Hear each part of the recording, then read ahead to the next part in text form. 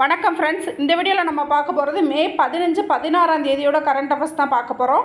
இந்த current affairs வந்து Dinamani news பேப்பர்லேருந்து எடுத்தது. வாங்க ஃப்ரெண்ட்ஸ், இப்போ வீடியோக்குள்ளே போகலாம். ஃபர்ஸ்ட் கொஸ்டின் பார்க்கலாம். யுனெஸ்கோ உலக பிராந்திய நினைவு பட்டியலில் எத்தனை ஆசிய பசிபிக் பொருட்கள் இடம்பெற்றுள்ளன? இதுக்கான ஆன்சர் வந்து மொத்தம் 20 பொருட்கள் வந்து சேர்த்துருக்காங்க. அதாவது இது வந்து 10வது மாநாடு, யுனெஸ்கோவோட 10வது மாநாடு வந்து ரீசெண்டாக வந்து எங்கே நடந்துச்சுன்னா மங்கோலியா தலைநகரில் வந்து நடந்துச்சு. அதில் வந்து அந்த கூட்டத்தில் தான் வந்து 20 பொருட்களை வந்து சேர்க்கணும் அப்படின்னு சொல்லிட்டு முடிவெடுக்கப்பட்டது.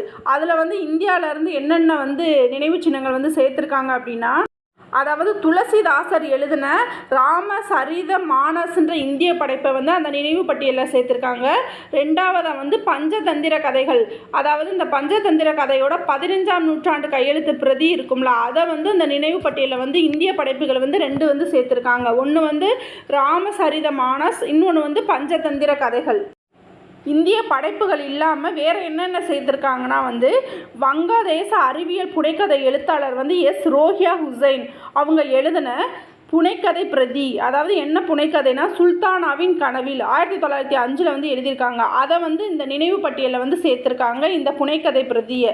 ஏன் அப்படி சேர்த்துருக்காங்கன்னா, அந்த 1905 அந்த காலத்திலேயே வந்து ஹெலிகாப்டர், அப்புறம் சூரிய மின்தகடு அதெல்லாம் வச்சு கற்பனையை வச்சு அந்த ஸ்டோரி வந்து எழுதியிருக்காங்க. அதனால் வந்து இந்த பட்டியலில் வந்து இந்த சுல்தானாவின் கனவில் வந்து சேர்த்துருக்காங்க. இதை தவிர வேறு என்னென்ன சேர்த்துருக்காங்கன்னா வந்து குடும்ப வரலாற்று சான்றில் ஹல்கா மங்கோலியர்களின் பரம்பரை பிரபுகளின் குடும்ப விளக்கப்படம் ஒன்று சேர்த்துருக்காங்க. ரெண்டாவது வந்து செங்கிஸ்கானோட வீடு சேர்த்துருக்காங்க. மூணாவது வந்து ஜீனாவில் வந்து ஹூசோ சமூக புகைப்படம் வந்து ஒன்று சேர்த்துருக்காங்க. ஸோ 3 வந்து பார்த்தோன்னா குடும்ப வரலாற்று சான்றில் வந்து சேர்த்துருக்காங்க. ரெண்டாவது கொஸ்டின், கோவிஷீல்டு தடுப்பூசி ஏற்படுத்தும் பக்க விளைவின் பெயர் என்ன? அந்த பக்க விளைவு அப்படின்றது என்னென்னா பேர் வந்து டிடிஎஸ். இந்த டிடிஎஸ் அப்படின்னா என்னென்னா த்ரோம்பாசிஸ் வித் த்ரோம்போசைட்டோபினியா சிண்ட்ரம். இந்த பக்க விளைவை தான் வந்து பார்த்தோன்னா இந்த கோவிஷீல்டு தடுப்பூசி வந்து ஏற்படுத்துது அப்படின்னு வந்து பார்த்தோன்னா சொல்லியிருக்காங்க. அதாவது கொஞ்ச நாளாகவே இதை பற்றி வந்து பார்த்தோன்னா வதந்தி பயங்கரமாக பரவிக்கிட்டு வருது. அதாவது வழக்கு இதை எதிர்த்து பக்க விளைவு வந்து வர்றது எதிர்த்து வந்து பார்த்தோம்னா வழக்கு தொடுத்துருக்காங்க லண்டனில். அதனால் இந்த கோவிஷீல்டை வந்து தயாரிப்பு நிறுவனம் வந்து ஆஸ்ட்ராஜெனகா நிறுவனம் என்ன சொல்லியிருக்காங்கன்னா உச்சநீதிமன்றத்தில், ஆமாம் இதனால் பக்க விளைவு ஏற்படும் அப்படின்னு சொல்லிட்டு அவங்களே வந்து ஒத்துக்கிட்டாங்க. அதனால் நாங்கள் தடுப்பூசியை திரும்ப வாங்கிக்கிறோம் அப்படின்னு சொல்லிட்டு அவங்க சொல்லிட்டாங்க. அந்த தடுப்பூசியோட பேர் வந்து டிடிஎஸ், த்ரோம்பாசிஸ் வித் த்ரோம்போசைட்டோபினியா சிண்ட்ரம். இந்த கோவிஷீல்டு தடுப்பூசியை பற்றி பார்த்தோம்னா, இந்தியாவில் கோவிட்-19 கொள்ளை நோய் தொற்றுக்கு மிக அதிகமாக உபயோகப்படுத்தப்பட்ட தடுப்பூசி வந்து பார்த்தோன்னா இந்த கோவிஷீல்டு தான். இருக்கிற தடுப்பூசிலேயே வந்து பார்த்தோம்னா இந்த தடுப்பூசியை தான் 80% மக்களுக்கு மேலே வந்து அதிகமாக வந்து செலுத்தியிருக்காங்க. இந்த தடுப்பூசியை வந்து கண்டுபிடிச்சது வந்து பார்த்தோம்னா ஆக்ஸ்போர்டு பல்கலைக்கழக ஆராய்ச்சியாளர்கள் தான் வந்து இதனால் வந்து எந்த பக்க விளைவும் வராது அப்படின்னு சொல்லிட்டு இந்த தடுப்பூசியை வந்து கண்டுபிடிச்சிருக்காங்க. கோவிட் தொற்றை வந்து இதனால் வந்து தடுக்க முடியும் அப்படின்னு சொல்லிட்டு சொல்லியிருக்காங்க. இதை தயாரித்த நிறுவனம் வந்து எந்த நிறுவனம்னா பிரிட்டனை சேர்ந்த ஆஸ்ட்ராஜெனகான்ற நிறுவனம் தான் வந்து தயாரிச்சிருக்காங்க.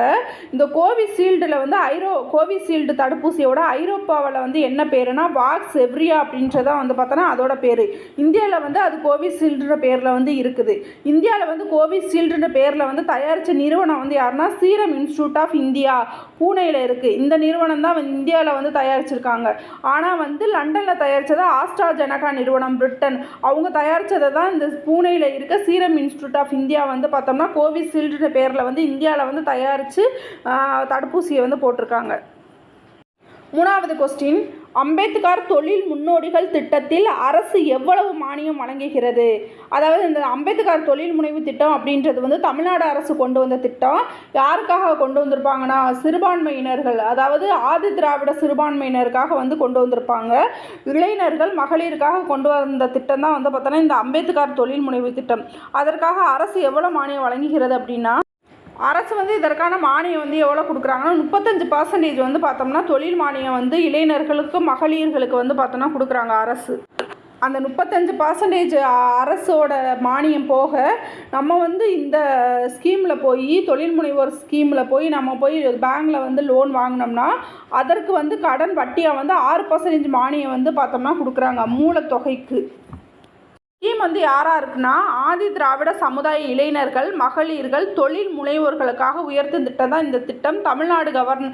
தமிழ்நாடு முதல்வர் வந்து கொண்டு வந்திருக்காரு. 4வது கொஸ்டின் பார்க்கலாம். மாநில அரசு கடன் பெறும் அரசியலமைப்பு சட்டப்பிரிவு என்ன? ஏன் இந்த கொஸ்டின் இப்போதைக்கு நம்மளுக்கு எழுப்பப்படுதுன்னா, கேரளா கவர்மெண்ட் வந்து அவங்களுக்கு நிதி உதவி தேவைப்படுறதுனால வந்து சென்ட்ரல் கவர்மெண்ட்டை வந்து ஒரு குறிப்பிட்ட தொகை வந்து கேட்டிருப்பாங்க. ஆனால் வந்து சென்ட்ரல் கவர்மெண்ட் வந்து நாங்கள் வந்து மாநில அரசுக்கு வந்து இவ்வளோ குறிப்பிட்ட தொகை தான் எங்களால் கொடுக்க முடியும் அப்படின்னு சொல்லிட்டு ஒரு கடன் வரம்பை வச்சுருக்கிறதுனால அதை எதிர்த்து வந்து உச்சநீதிமன்றத்தில் வந்து கேரளா அரசு வந்து பார்த்தோன்னா வழக்கு தொடுத்திருப்பாங்க. அதனால தான் இப்போதைக்கு இந்த வந்து கொஸ்டின் வந்து எழுப்பப்படுது. ஸோ இதுக்கான அரசியலமைப்பு சட்டப்பிரிவு என்னன்னு பார்க்கலாம். இந்த சட்டப்பிரிவு சொல்லுது அப்படின்னா வந்து 293 தான் வந்து பார்த்தோன்னா சொல்லுது. இந்த சட்டப்பிரிவு 293 என்ன சொல்லுதுன்னா, மத்திய அரசிடம் இருந்தோ அல்லது பிற வழிகளில் இருந்தோ கடன் திரட்ட மாநிலங்களுக்கு உரிமை உள்ளது அப்படின்னு சொல்கிற ஆர்டிக்கல் வந்து பார்த்தோம்னா எதுனா 293. 5வது கொஸ்டின் பார்க்கலாம்.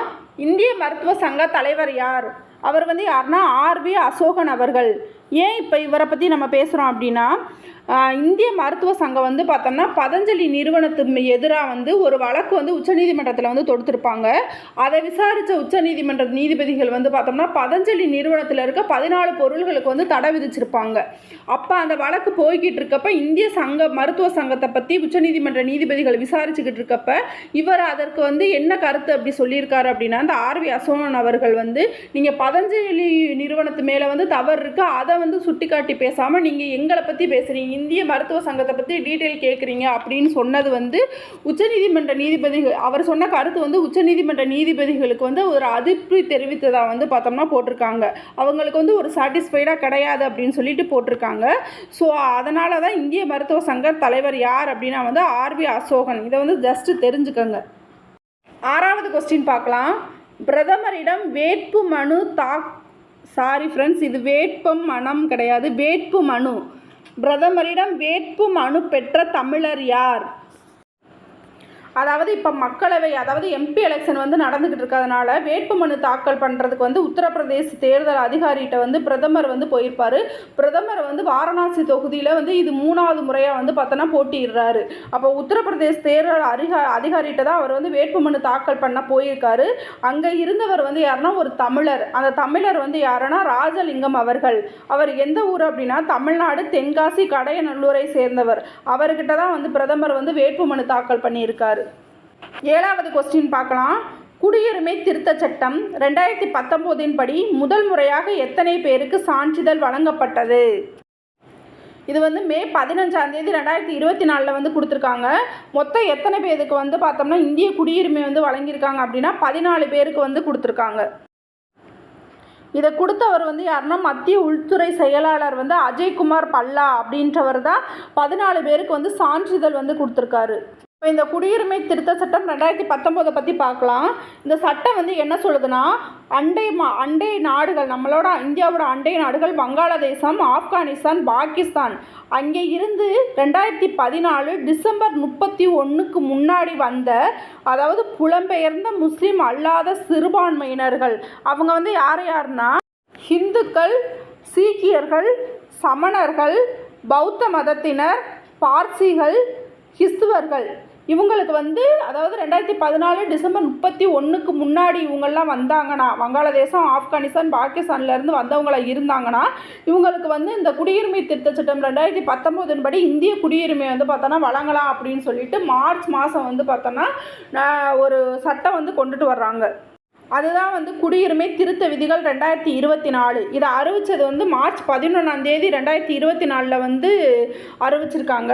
இது நாடு முழுவதும் இப்போ அமல்படுத்திட்டாங்க. அதன்படி தான் இந்த 14 பேருக்கு வந்து மே 15 2024 வந்து இந்த மத்திய உள்துறை செயலாளர் வந்து பார்த்தோம்னா சான்றிதழ் வந்து 14 பேருக்கு முதல் முறையாக வந்து கொடுத்துருக்காரு. இதுக்கு இந்த சட்டத்துக்கு திருத்த விதிக்கு வந்து குடியரசுத் தலைவர் ஒப்புதல் எப்போ கொடுத்தாருன்னா 2019 டிசம்பர் மாதத்திலேயே வந்து பார்த்தோன்னா கொடுத்துருக்காரு. அது கிடப்பில் கடந்து இப்போ தான் மறுபடியும் அது வந்து புத்துயிர் பெற்றுக்கு. ஓகே ஃப்ரெண்ட்ஸ், இன்றைக்கோட கரண்ட் அஃபேர்ஸ் வந்து முடிஞ்சிருச்சு.